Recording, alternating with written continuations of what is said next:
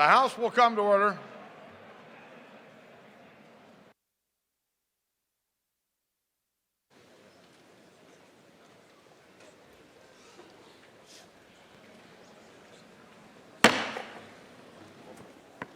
Mr. Speaker, the President pro tempore and the United States Senate.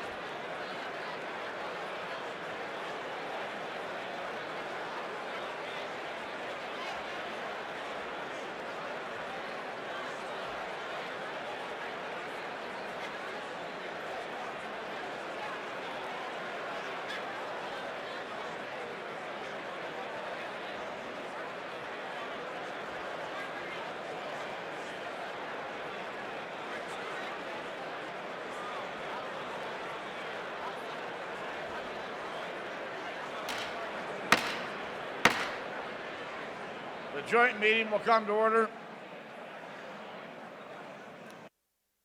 Appoints as members of the committee on the part of the House to escort His Excellency Benjamin Netanyahu into the chamber, the gentleman from California, Mr. McCarthy, the gentleman from Louisiana, Mr. Scalise, the gentlewoman from Washington State, Ms. McMorris Rogers, the gentleman from Oregon, Mr. Walden, the gentleman from Indiana, Mr. Messer, the gentlelady from Kansas, Ms. Jenkins, the gentlewoman from North Carolina, Ms. Fox, the gentleman from California, Mr. Royce, the gentlewoman from Florida, Ms. Ross Leighton, the gentlewoman from Texas, Ms. Granger, the gentleman from New York, Mr. Zeldin, and the gentleman from Illinois, Mr. Dole.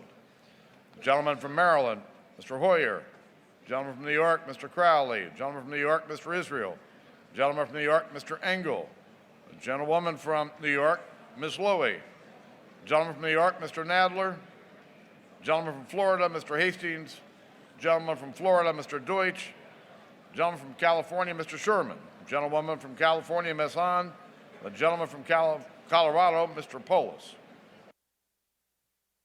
The President of the Senate, at the direction of that body, appoints the following senators as members of the Committee on the part of the Senate to escort His Excellency Binyamin Netanyahu into the House chamber.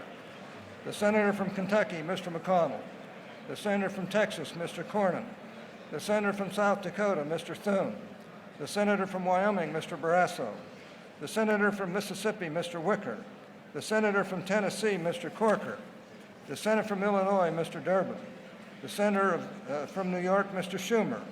The Senator from New Jersey, Mr. Menendez. And the Senator from Maryland, Mr. Cardin. The members of the escort committee will exit the chamber through the lobby doors.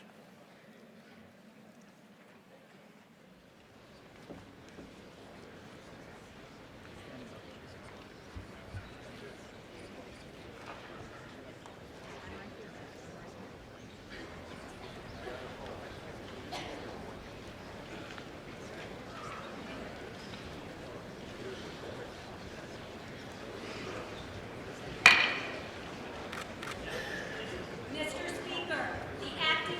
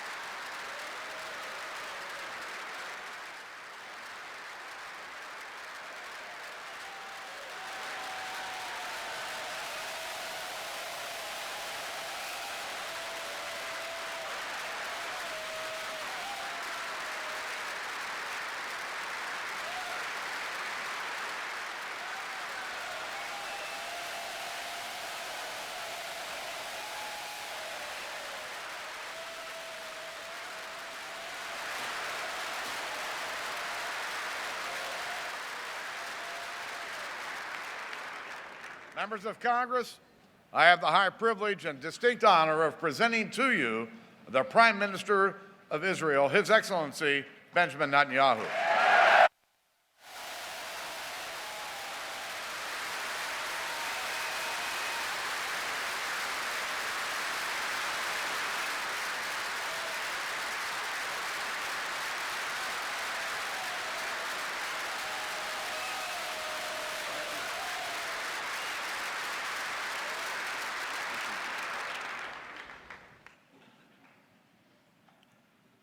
Speaker of the House, John Boehner,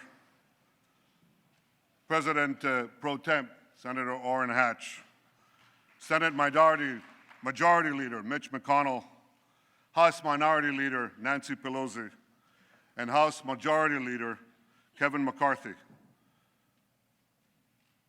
I also want to acknowledge Senator Democratic Leader Harry Reid.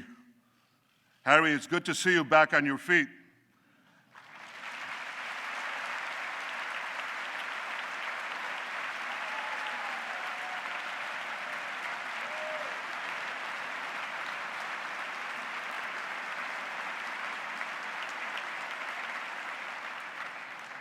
I guess it's true what they say, you can't keep a good man down.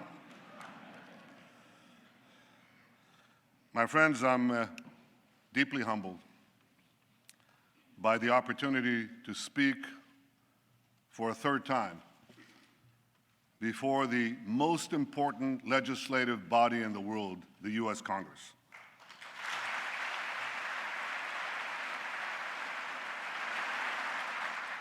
I want to thank you all for being here today.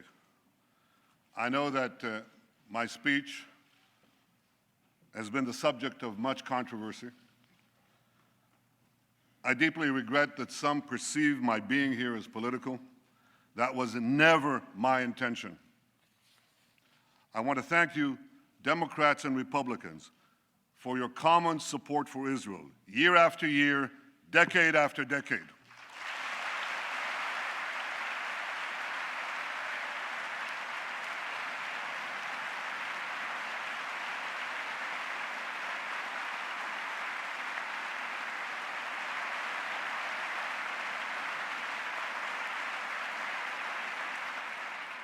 I know that no matter on which side of the aisle you sit, you stand with Israel.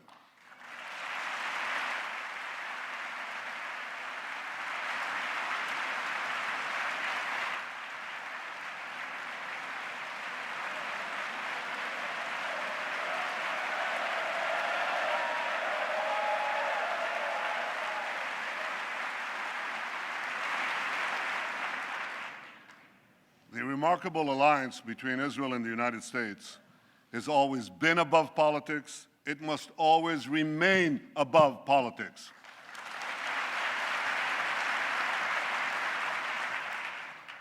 Because America and Israel, we share a common destiny, the destiny of promised lands that cherish freedom and offer hope. Israel is grateful for the support of America's people and of America's presidents, from Harry Truman to Barack Obama.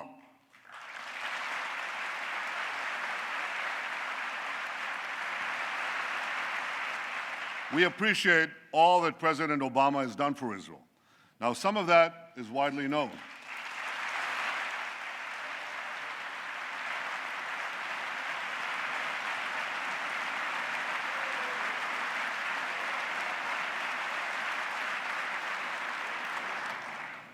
Some of that is widely known, like strengthening security cooperation and intelligence sharing, opposing anti-Israel resolutions at the UN. Some of what the President has done for Israel is less well known. I called him in 2010 when we had the Carmel forest fire, and he immediately agreed to respond to my request for urgent aid. In 2011, we had our embassy in Cairo under siege, and again, he provided vital assistance at the crucial moment. Or his support for more missile interceptors during our operation last summer when we took on Hamas terrorists.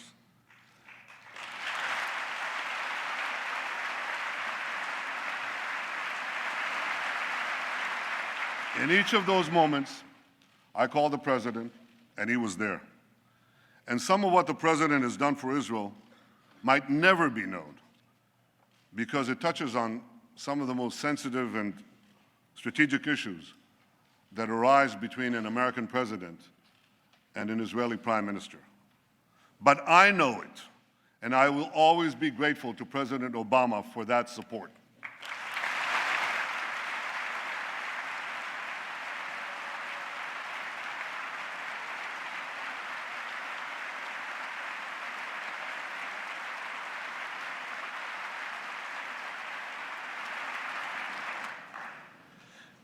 And Israel is grateful to you, the American Congress, for your support, for supporting us in so many ways, especially in generous military assistance and missile defense, including Iron Dome.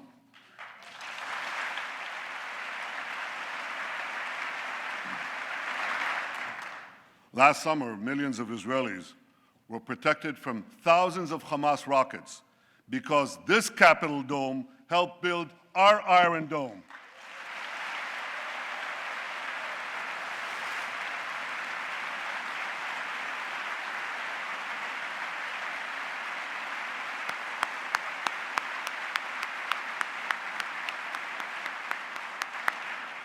Thank you, America.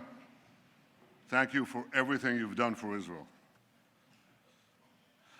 My friends, I've come here today because as Prime Minister of Israel, I feel a profound obligation to speak to you about an issue that could well threaten the survival of my country and the future of my people: Iran's quest for nuclear weapons. We're an ancient people. In our nearly 4,000 years of history, many have tried, repeatedly, to destroy the Jewish people. Tomorrow night, on the Jewish holiday of Purim, we'll read the book of Esther. We'll read of a powerful Persian viceroy named Aman, who plotted to destroy the Jewish people some 2,500 years ago.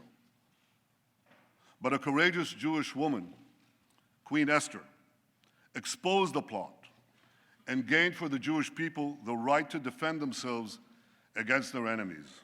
The plot was foiled. Our people were saved.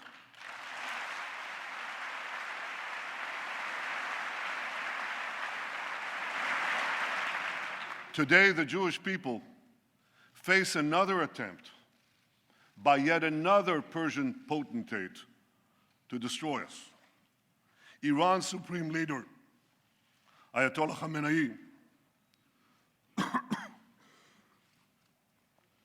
Iran's supreme leader, Ayatollah Khamenei, spews the oldest hatred of anti-Semitism with the newest technology. He tweets that Israel must be annihilated. He tweets. You know, in Iran, there isn't exactly free internet. But he tweets in English that Israel must be destroyed. For those who believe that Iran threatens the Jewish state, but not the Jewish people, listen to Hassan Nasrallah, the leader of Hezbollah, Iran's chief terrorist proxy. He said, "If all the Jews gather in Israel, it will save us the trouble of chasing them down around the world." But Iran's regime is not merely a Jewish problem, any more than the Nazi regime was merely a Jewish problem. The 6 million Jews murdered by the Nazis were but a fraction of the 60 million people killed in World War II. So too, Iran's regime poses a grave threat, not only to Israel, but also to the peace of the entire world. To understand just how dangerous Iran would be with nuclear weapons, we must fully understand the nature of the regime. The people of Iran are very talented people. They're heirs to one of the world's great civilizations. But in 1979, they were hijacked by religious zealots who imposed on them immediately a dark and brutal dictatorship. That year, the Zealots drafted a constitution, a new one for Iran. It directed the Revolutionary Guards not only to protect Iran's borders, but also to fulfill the ideological mission of jihad. The regime's founder, Ayatollah Khomeini, exhorted his followers to export the revolution throughout the world. I'm standing here in Washington, D.C., and the difference is so stark. America's founding document promises life, liberty, and the pursuit of happiness. Iran's founding document pledges death, tyranny, and the pursuit of jihad. And as states are collapsing across the Middle East, Iran is charging into the void to do just that. Iran's goons in Gaza, its lackeys in Lebanon, its Revolutionary Guards on the Golan Heights are clutching Israel with three tentacles of terror. Backed by Iran, Assad is slaughtering Syrians. Backed by Iran, Shiite militias are rampaging through Iraq. Backed by Iran, Houthis are seizing control of Yemen, threatening the strategic straits at the mouth of the Red Sea. Along with the Straits of Hormuz, that would give Iran a second choke point on the world's oil supply. Just last week, near Hormuz, Iran carried out a military exercise blowing up a mock US aircraft carrier. That's just last week, while they're having nuclear talks with the United States. But unfortunately, for the last 36 years, Iran's attacks against the United States have been anything but mock, and the targets have been all too real. Iran took dozens of Americans hostage in Tehran, murdered hundreds of American soldiers, Marines in Beirut, and was responsible for killing and maiming thousands of American servicemen and women in Iraq and Afghanistan. Beyond the Middle East, Iran attacks America and its allies through its global terror network. It blew up the Jewish Community Center and the Israeli embassy in Buenos Aires. It helped al-Qaeda bomb US embassies in Africa. It even attempted to assassinate the Saudi ambassador right here in Washington, D.C. In the Middle East, Iran now dominates 4 Arab capitals: Baghdad, Damascus, Beirut, and Sana'a. And if Iran's aggression is left unchecked, more will surely follow. So at a time when many hope that Iran will join the community of nations, Iran is busy gobbling up the nations.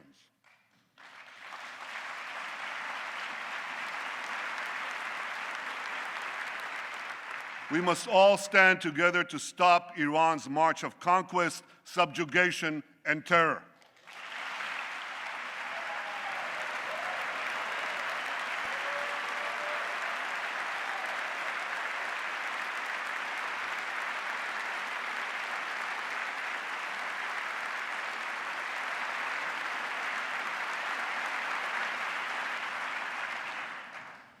Now, 2 years ago, we were told to give President Rouhani and Foreign Minister Zarif a chance to bring change and moderation to Iran. Some change, some moderation.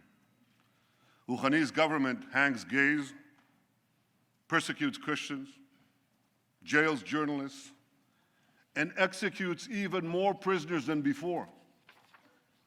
Last year, the same Zarif, who charms Western diplomats, laid a wreath at the grave of Imad Murnia.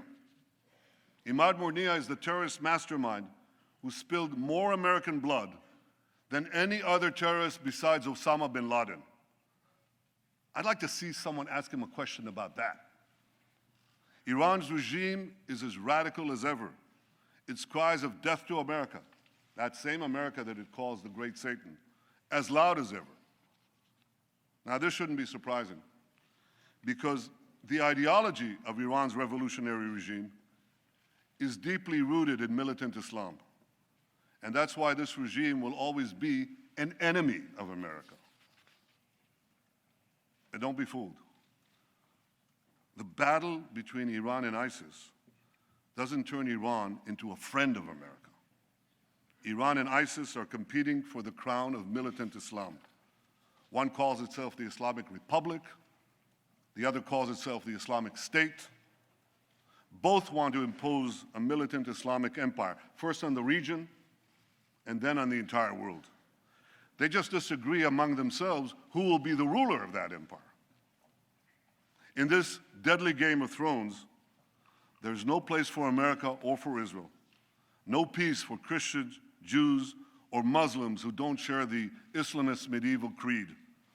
No rights for women, no freedom for anyone. So when it comes to Iran and ISIS, the enemy of your enemy is your enemy.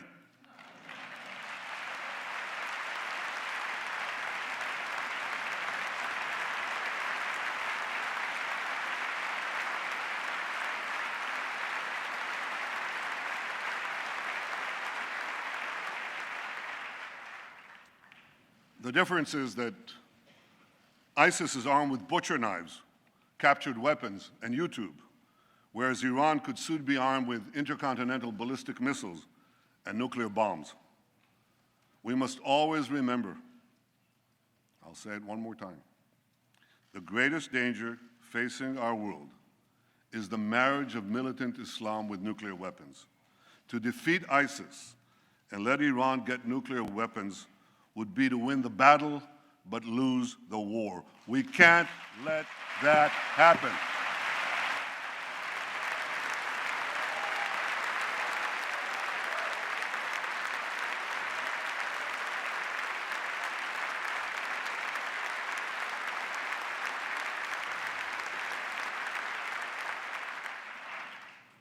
But that, my friends, is exactly what could happen if the deal now being negotiated is accepted by Iran. That deal will not prevent Iran from developing nuclear weapons. It would all but guarantee that Iran gets those weapons, lots of them. Let me explain why.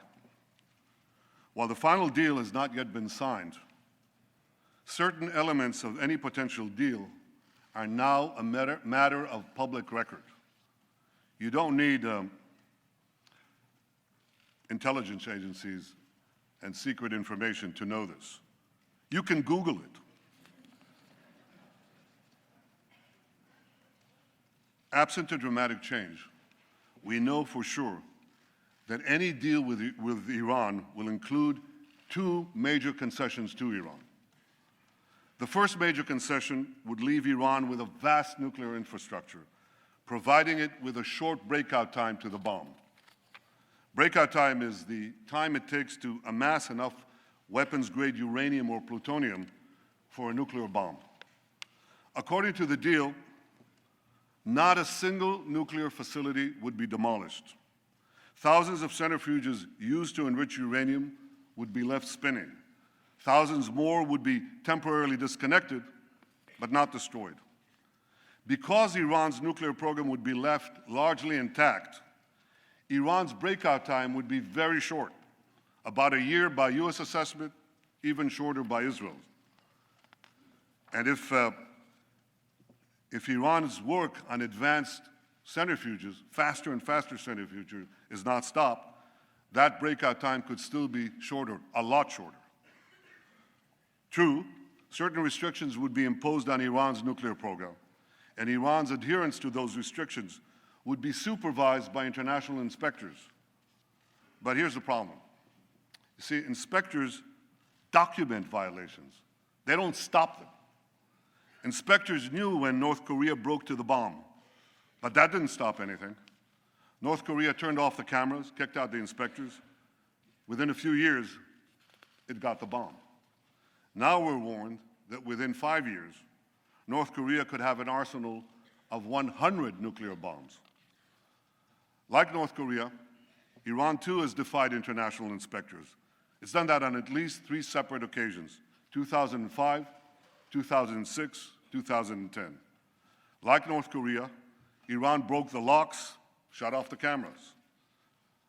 Now, I know this is not going to come as a shock to any of you, but Iran not only defies inspectors, it also plays a pretty good game of hide and cheat with them. The UN's nuclear watchdog agency, the IAEA, said again yesterday that Iran still refuses to come clean about its military nuclear program. Iran was also caught twice, not once, twice, operating secret nuclear facilities in Natanz and Qom, facilities that inspectors didn't even know existed. Right now, Iran could be hiding nuclear facilities that we don't know about, the US and Israel. As the former head of inspections for the IAEA said in 2013, he said, if there's no undeclared installation today in Iran, it'll be the first time in 20 years that it doesn't have one. Iran has proven time and again that it cannot be trusted. And that's why the first major concession is a source of grave concern. It leaves Iran with a vast nuclear infrastructure and relies on inspectors to prevent a breakout. That concession creates a real danger that Iran could get to the bomb by violating the deal. But the second major concession creates an even greater danger, that Iran could get to the bomb by keeping the deal. Because virtually all the restrictions on Iran's nuclear program will automatically expire in about a decade. Now, a decade may seem like a long time in political life, but it's the blink of an eye in the life of a nation. It's a blink of an eye in the life of our children. We all have a responsibility to consider what will happen when Iran's nuclear capabilities are virtually unrestricted and all the sanctions will have been lifted. Iran would then be free to build a huge nuclear capacity that could produce many, many nuclear bombs. Iran's supreme leader says that openly. He says Iran plans to have 190,000 centrifuges, not 6,000 or even the 19,000 that Iran has today, but 10 times that amount, 190,000 centrifuges enriching uranium. With this massive capacity, Iran could make the fuel for an entire nuclear arsenal, and this in a matter of weeks, once it makes that decision. My longtime friend, John Kerry, Secretary of State, confirmed last week that Iran could legitimately possess that massive centrifuge capacity when the deal expires. Now, I want you to think about that. The foremost sponsor of global terrorism could be weeks away from having enough enriched uranium for an entire arsenal of nuclear weapons, and this with full international legitimacy. And by the way, if Iran's intercontinental ballistic missile program is not part of the deal, and so far, Iran refuses to even put it on the negotiating table, well, Iran could have the means to deliver that nuclear arsenal to the far-reach corners of the earth, including to every part of the United States. So you see, my friends, this deal has two major concessions. One, leaving Iran with a vast nuclear program. And two, lifting the restrictions on that program in about a decade. That's why this deal is so bad. It doesn't block Iran's path to the bomb, it paves Iran's path to the bomb. So why would anyone make this deal? Because they hope that Iran will change for the better in the coming years? Or they believe that the alternative to this deal is worse? Well, I disagree. I don't believe that Iran's radical regime will change for the better after this deal. This regime has been in power for 36 years, and its voracious appetite for aggression grows with each passing year. This deal would only whet Iran's appetite for more. Would Iran be less aggressive when sanctions are removed and its economy is stronger? If Iran is gobbling up 4 countries right now while it's under sanctions, how many more countries will Iran devour when sanctions are lifted? Would Iran fund less terrorism when it has mountains of cash with which to fund more terrorism? Why should Iran's radical regime change for the better when it can enjoy the best of both worlds, aggression abroad, prosperity at home? This is a question that everyone asks in our region. Israel's neighbors, Iran's neighbors, know that Iran will become even more aggressive and sponsor even more terrorism when its economy is unshackled and it's been given a clear path to the bomb. And many of these neighbors say they'll respond by racing to get nuclear weapons of their own. So this deal won't change Iran for the better. It will only change the Middle East for the worse. A deal that's supposed to prevent nuclear proliferation would instead spark a nuclear arms race in the most dangerous part of the planet. This deal won't be a farewell to arms. It would be a farewell to arms control. And the Middle East would soon be crisscrossed by nuclear tripwires. A region where small skirmishes can trigger big wars would turn into a nuclear tinderbox. If anyone thinks this deal kicks the can down the road, think again.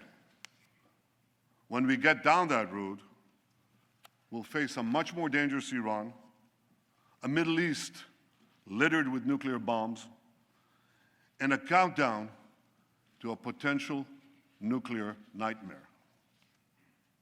Ladies and gentlemen, I've come here today to tell you we don't have to bet the security of the world on the hope that Iran will change for the better. We don't have to gamble with our future and with our children's future. We can insist that restrictions on Iran's nuclear program not be lifted for as long as Iran continues its aggression in the region and in the world.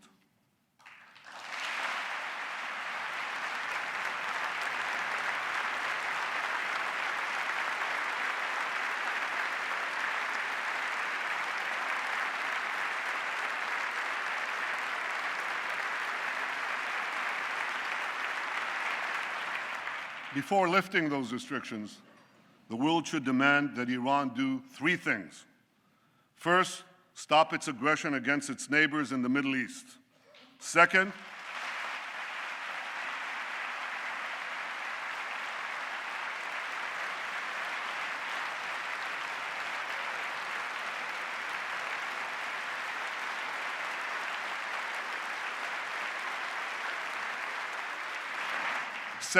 stop supporting terrorism around the world.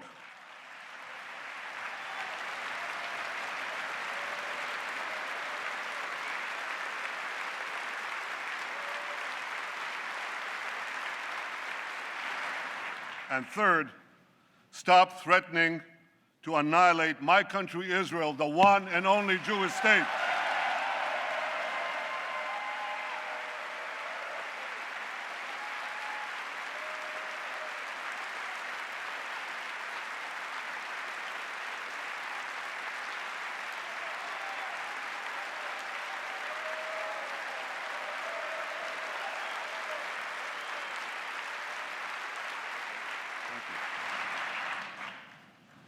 If the world powers are not prepared to insist that Iran change its behavior before a deal is signed, at the very least, they should insist that Iran change its behavior before a deal expires.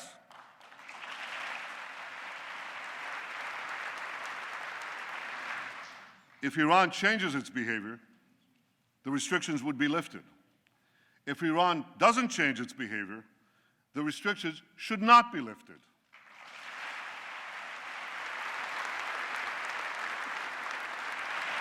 If Iran wants to be treated like a normal country, let it act like a normal country.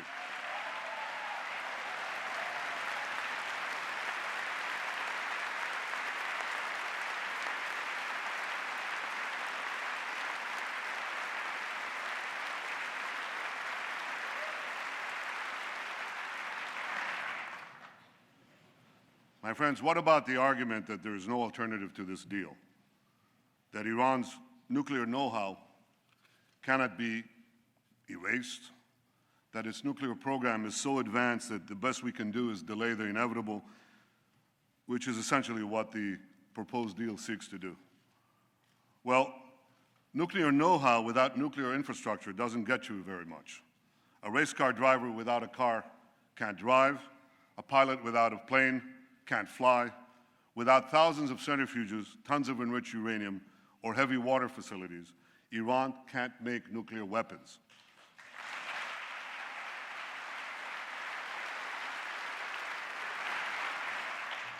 Iran's nuclear program can be rolled back well beyond the current proposal by insisting on a better deal and keeping up the pressure on a very vulnerable regime, especially given the recent collapse in the price of oil.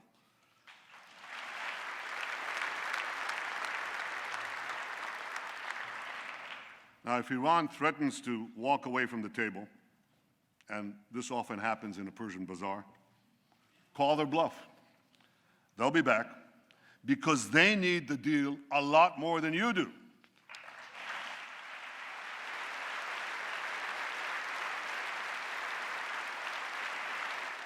And by maintaining the pressure on Iran and on those who do business with Iran, you have the power to make them need it even more.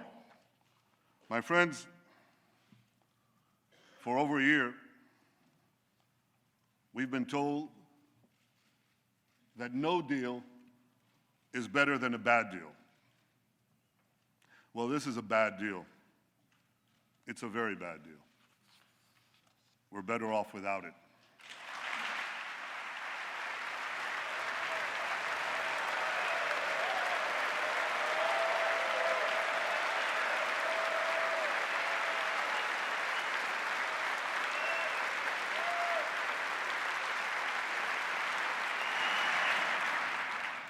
Now we're being told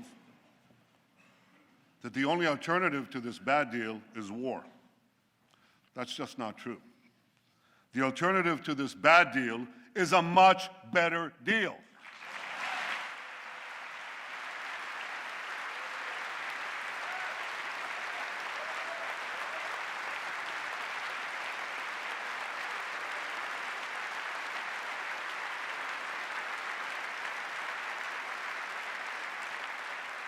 A better deal that doesn't leave Iran with a vast nuclear infrastructure and such a short breakout time. A better deal that keeps the restrictions on Iran's nuclear program in place until Iran's aggression ends.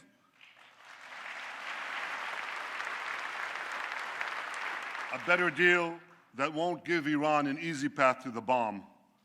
A better deal that Israel and its neighbors may not like, but with which we could live, literally. And no country has a greater stake.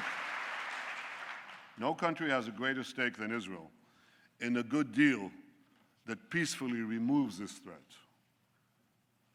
Ladies and gentlemen, history has placed us at a fateful crossroads. We must now choose between two paths. One path leads to a bad deal that will at best curtail Iran's nuclear ambitions for a while, but it will inexorably lead to a nuclear-armed Iran whose unbridled aggression will inevitably lead to war. The second path, however difficult, could lead to a much better deal that would prevent a nuclear-armed Iran, a nuclearized Middle East, and the horrific consequences of both to all of humanity. You don't have to read Robert Frost to know. You have to live life to know that the difficult path is usually the one less traveled. But it will make all the difference for the future of my country, the security of the Middle East, and the peace of the world, the peace we all desire.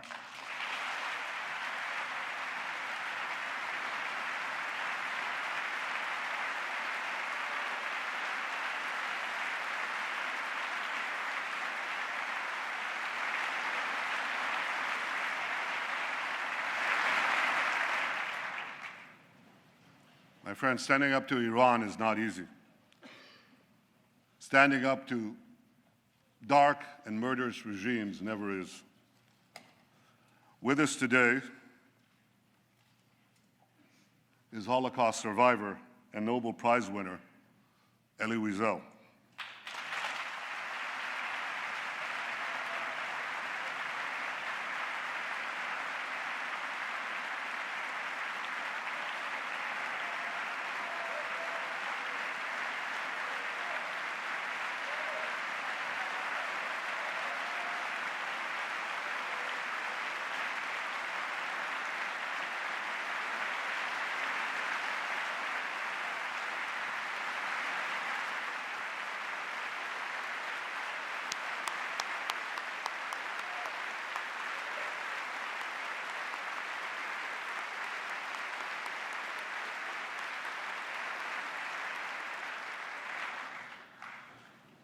Elie, your life and work inspire us to give meaning to the words, never again.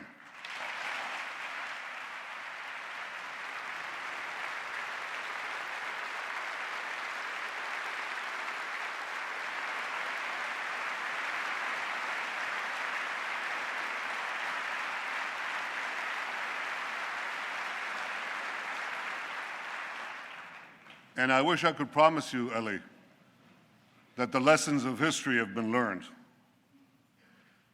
I can only urge the leaders of the world not to repeat the mistakes of the past.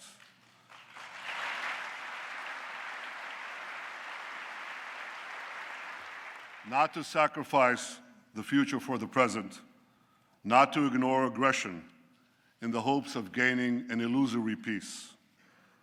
But I can guarantee you this: the days when the Jewish people remain passive in the face of genocidal enemies, those days are over.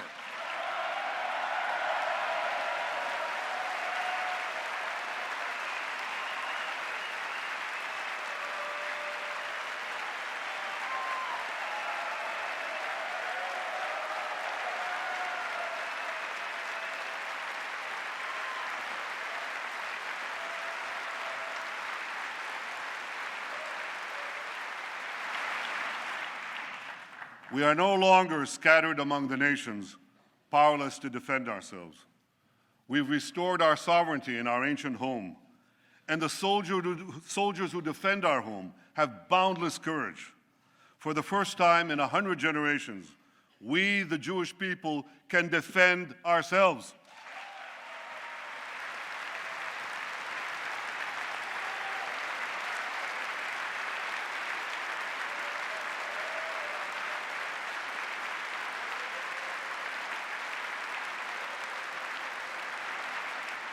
This is why, as Prime Minister of Israel, I can promise you one more thing. Even if Israel has to stand alone, Israel will stand.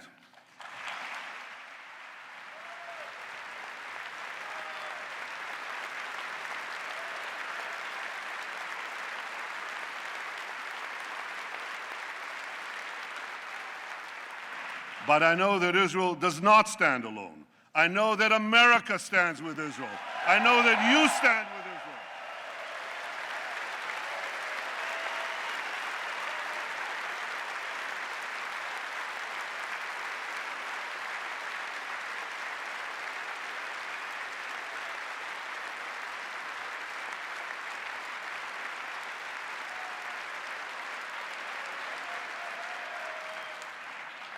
You stand with Israel because you know that the story of Israel is not only the story of the Jewish people, but of the human spirit that refuses again and again to succumb to history's horrors.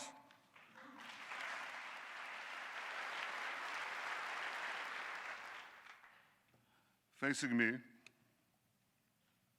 right up there in the gallery, overlooking all of us in this august chamber, is the image of Moses. Moses led our people from slavery to the gates of the Promised Land. And before the people of Israel entered the land of Israel, Moses gave us a message that has steeled our resolve for thousands of years. I leave you with his message today. חזקו ואמצו, אל תיראו ואל תערצו מפניהם. Be strong and resolute, neither fear nor dread them. My friends, may Israel and America always stand together, strong and resolute. May we neither fear nor dread the challenges ahead. May we face the future with confidence, strength, and hope. May God bless the state of Israel, and may God bless the United States of America.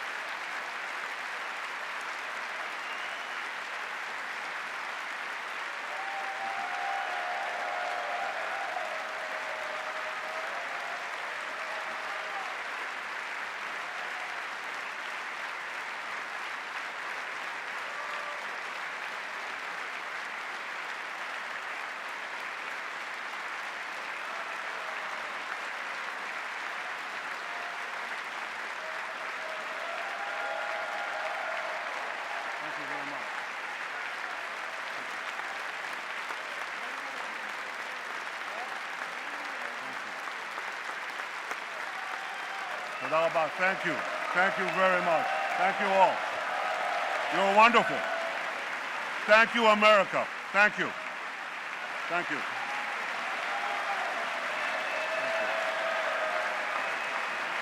Thank you.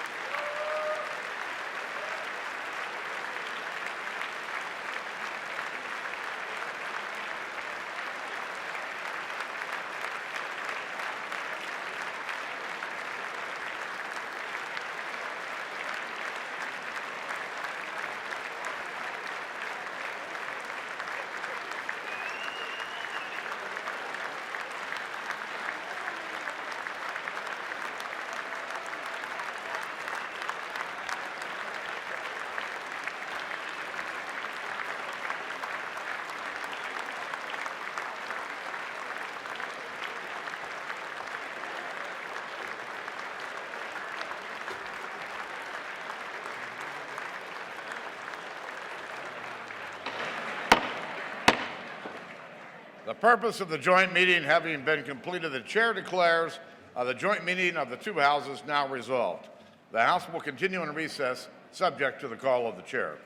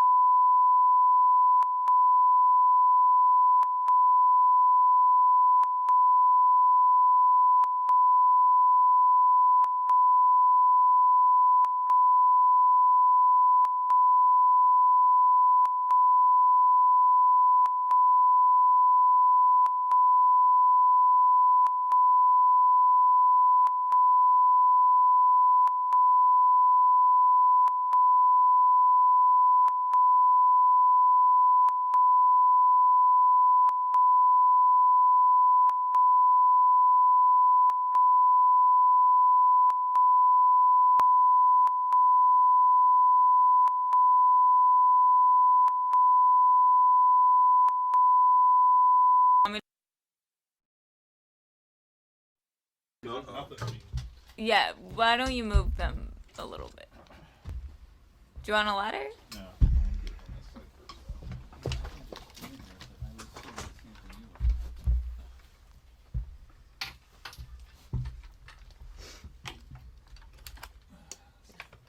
Check my email. If this is coming through on the feed, then I'll just get out of here.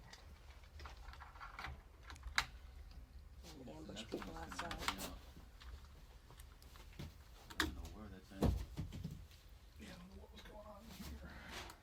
That's better. There you go. I can tell you. As Don't look up. yeah. A warning might have been good before that happened. No. I'm glad you're doing this. Thank you. That's significantly better. Is anybody any good with dream interpretation? That looks at least. You need I to dreamt start- I was What I about dreamt now? I was at a bar last Well- at a Right now, the light restaurant even on last you, if I night put more light on you here, you're gonna that get didn't focused have a on it. bar, Oh yeah. but I was at a bar Thank in you this so much particular for restaurant. doing this. Okay. and everything Yeah, was that's going along not doing really anyone well. anyone good. Until the police raided. And when I asked, what why are you raiding this place? This is just a deli. Said Oh yeah. There we we're go. trying to capture Oh yeah. Marion Barry. Huh. It was brutal. And then I woke up. Love sex. I hate to ask I you to do woke this up while and- you're mobile. I was Which one full do of you wanna move that towards? I cocaine. don't know. Would you wanna No, do I that's the listen fly. to you? Yeah, you But Or does the Set me podium up, look it was even awful. rather? bitch sent me. yeah, so I'm like, what? Okay. What the hell is Marion? Why the hell am I? Maybe you're feeling set up by some bitch. That's what that's coming from. No? It's quite that possible. deep? Cool. Wouldn't be the first time. I've been married 3 times. So. Excellent. Does anyone Okay, still need a that's my sound check or crazy anything? dream. Oh yeah. White balance. Testing 1, 2, 3. HVC Studio B for the 12:30 Democratic response. All right. A little bit more, please. Thank you. Testing 1, 2, 3, 4, 5, 6, 7, 8, 9, 10. HVC Studio B for the New Democratic Coalition. Yeah, So you think being cute and smart is enough to get you through the world, huh? I think so. It's working. It's gotten me this far. Anybody? Is there anything white up there? Very good. A Thank you. white balance. Nah.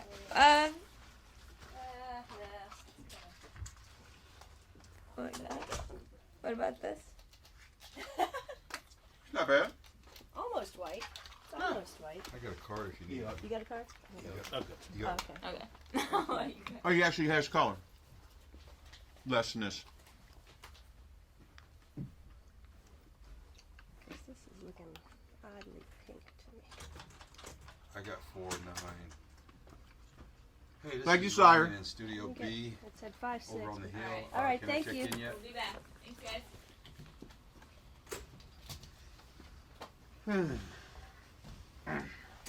Yeah, I can totally be shorter. As long as people stay seated, I can be short.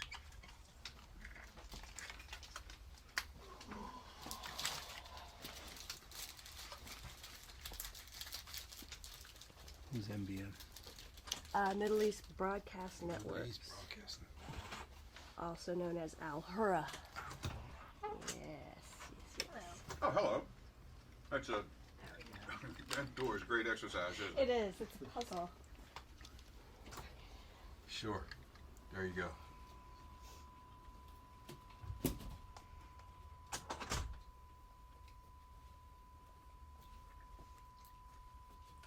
Speech is over, right? Okay. You got it. All right, stand by. Okay. You're feeding this live, right, Dan? Are you're, oh yeah, we got it. I'm sorry, babe? Are you feeding this live? Yes, I am. Okay. So I got an email saying Audio test 1, 2, 3, 4, Today 5, 6, 7. We're waiting here. is for National Short Okay, Girl great. All right, bye-bye. Appreciation Day. Yeah, bye-bye. Love it. Okay? Well, you're very welcome. So I wrote back every day is short girl apprehension day. Apprehension Day. And nobody's caught it so far. So after this, keep freezing our asses off today. It's a little too subtle there, Dan, I think. We've got to go try to grab people after the first folk series at 1:30 on the So stairs. apprehend one today. It's Will Rogers is opposed. No one's going to Kent? No, it's just be outside on the steps for like 15 minutes, and I've told a few people to go that way. Hopefully we'll grab them right there. Why? Okay. And then we'll spot maybe a couple others, but it's freezing cold, so I don't know how